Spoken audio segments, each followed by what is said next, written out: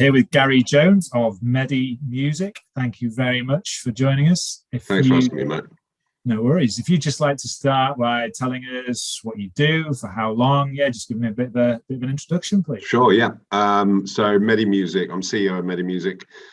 Medi Music is a startup which we unfortunately launched the day that the pandemic started, aimed at care homes, but then obviously we had to pivot. And effectively what we do is we mimic the human brain's response to music, and we've using algorithms, and then we fingerprint each audio track that these algorithms are exposed to, and then build a sequential music list that's designed to entrain heart rate, so reduce it over a period of time, increase vagal tone, increase heart rate variability. And then what that does is create a whole raft of physiological responses. So it promotes dopamine and oxytocin, immunoglobulin A, smooths breathing, smooths the digestive system, but equally as importantly at the same time reduces the stress hormone cortisol, which is detrimental to everybody. And then we have a biofeedback loop as part of that. So because we know how somebody should respond, if they're wearing a heart rate monitor, it links into our system. And then effectively, if they don't respond in the manner in which we expect them to, what we do is dynamically swap tracks out to bring them down at a faster or slower rate, depending on their heart rate. And then that's all collected by an artificial intelligence machine learning setup that uses those data points as a means of refining the fingerprint for later use. Fantastic. Sounds amazing, and a wonderful thing to be involved with. So you mentioned COVID there.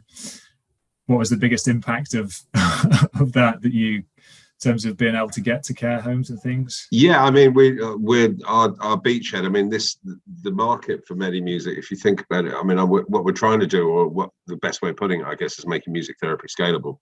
At the moment, it's not, because you have to see an individual music therapist, and it can take 7 years to qualify as a music therapist.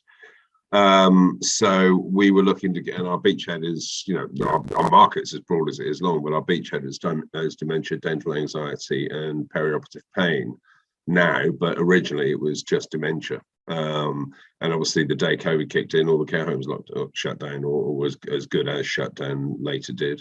So it meant that we had to pivot the business, and we looked at then sort of bringing forward our future models of anxiety and pain, and began working on those. And actually, in retrospect, it turned out to be, a good calculation and a good pivot for us.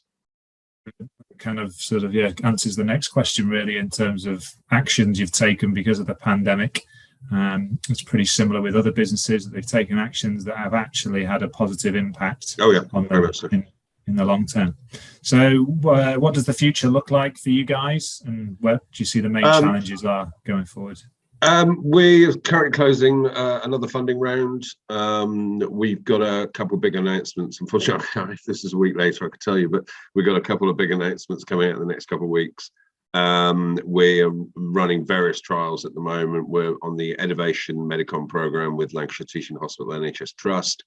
We're part of the Health Matters program, which is run by the Innovation Agency, which is part of the AHSN network, Academic Health Science Network. And there are sort of 15 of those around the country. And their remit effectively is to reduce health tech startups into the NHS, which, as I'm sure you're aware, is a complicated beast. And if you haven't got someone supporting you and who knows it inside out and back to front, and the routes, the quick routes to market, or the routes to market generally, and that you're going to be on hiding to nothing. So that's important for us.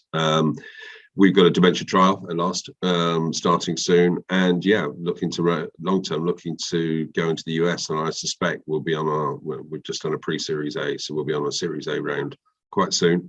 We've up for a couple of awards. We've just closed a grant with Hull University, the Spark Fund, which is an ERDF backed grant for 81k, which helps us develop our hardware, which is our next step. So it's really busy at the moment. Brilliant. Sounds like it's all going in the right direction. So kind of moving on to yourself as a business owner, what would you say is the biggest learning that you've had? This is actually probably my 7th or my 8th business. I've lost count, and I said I'd never do it again. And you learn all the time. I mean, I think in the past, because I lived in London, I knew an awful lot of people. and I was kind of always working in the same vertical, combination of media and music. Networking wasn't so important for me because I already had a network. But I took the decision to move to Hull or East Yorkshire. I came up here because there was I was kind of with a friend, and fell in love with it up here, and I love it up. It's great. I've got a new family up here, and it's fantastic, and it's much more relaxing. So I think the lessons for me of really, when you create a deck, you assume you know everything. You don't. And if I look at what I looked at our decks, our very first deck this morning, and I was shocked. And it's an iterative process. Network, when you're starting a business, network, and never assume that you know everything. And I kind of split my networks over two levels. So I have a what I call my premier network and a secondary level. The secondary level is where I kind of practice my pitching, where I go to events and practice my pitching and getting feedback and that kind of thing. The premier thing is where I can't afford to mess up. So it has to be right. So I never go to a premier networking event unless with a new model, unless I've kind of run it through the secondary level. Yeah. So no offense to those people in the secondary level who shall remain nameless. But it's about practicing. You can't practice on everybody. And you can't really, you can practice on family and friends and stuff, but you need to practice within your own kind of vertical, your own environment, and pick who you practice with carefully, because, word spreads, you get it wrong, and you don't get many chances.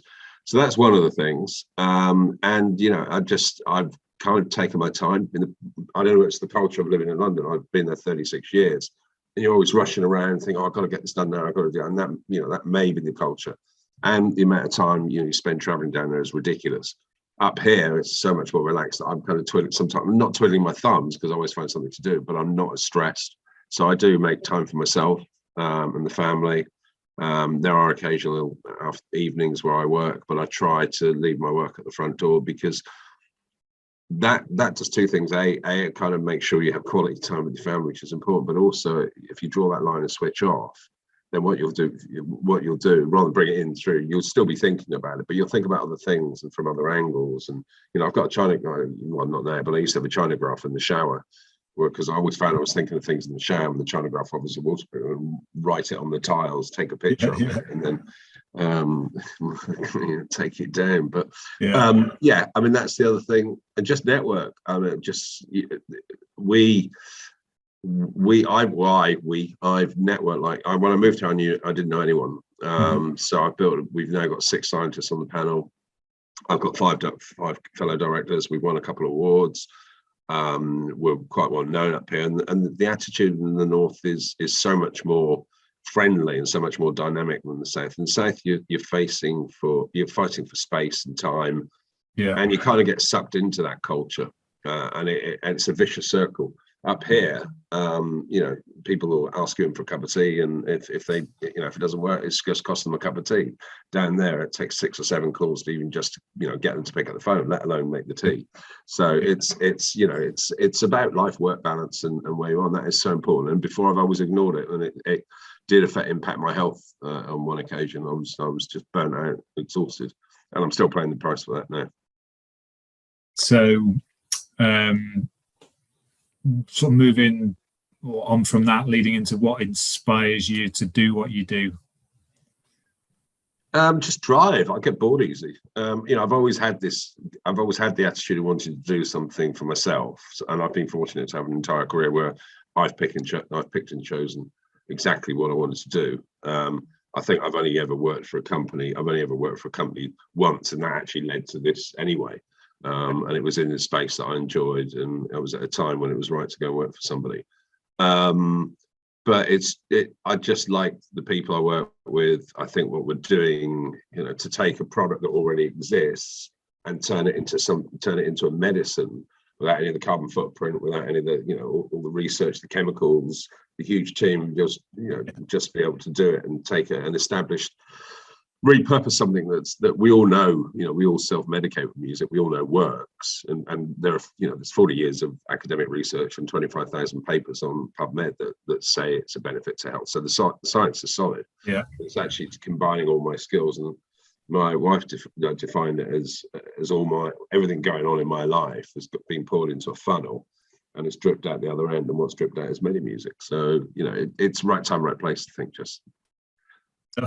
So if we were to go back in time and you were to meet an 18-year-old self, what advice would you give to Gary at 18? Don't smoke. Yeah. Stay fit, don't smoke. What would I give myself? I don't know, to be honest, because I think, you know, that would result in a different path. So then I'd be taught, I wouldn't be me, I'd be somebody else. You know, we've all got regrets, but I've got no major regrets. And, you know, I'm later in my life than 18, but at the same time, I don't feel old. But I'm not old, but, you know, I don't feel like I've been battered and bruised and, you know, it's time to retire. You know, I've got a lot of energy and a lot of life left in me, touch wood. I think the 18-year-old is just, you know, go through life, just don't do unto others as you wouldn't do unto yourself, you know, and just have humility and listen and learn. Don't, you know, work in knowledge and mouth and when to keep it quiet, I guess is the other thing. At 18, I didn't have that. So, and it, you know, I did all right, but it also got me into trouble sometimes. And so lastly, in terms of, you've mentioned a little bit about a fair bit about the business. So if there's anything additional that you want to add, so any sort of latest news you'd like to mention about it or anything like that. You'll have to chuck that on the end in 2 weeks' time. Yeah. There's something there, but it's not quite. There's a couple of big things there, and I can't talk about them at the moment, unfortunately. Primarily because we're still going through the contract on one of them, but I mean, there's a couple of quite juicy announcements which I'm really excited about. But I'll have to read the press. Yeah, I'll send you a press release. Yeah, please do, because it's a fantastic project, and definitely one to keep an eye on.